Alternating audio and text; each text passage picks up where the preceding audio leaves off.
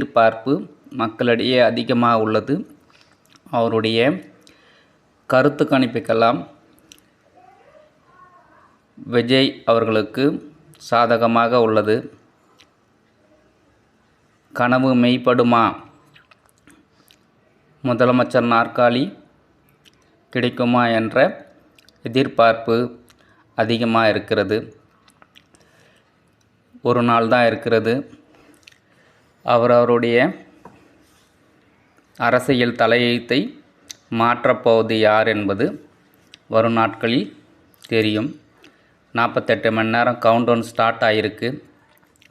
எல்லா குழந்தைங்களும் விஜய் அங்கிளுக்கு ஓட்டு போடுங்கன்னு சொல்லி வீட்டிலுங்களை நிறைய ப்ரெஷர் கொடுத்தாங்க.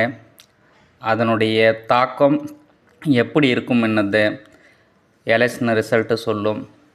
விஜய் அவர்களின் புதிய அரசியல் சகாப்தம் வளருமா என்பதை எதிர்பார்க்கலாம்.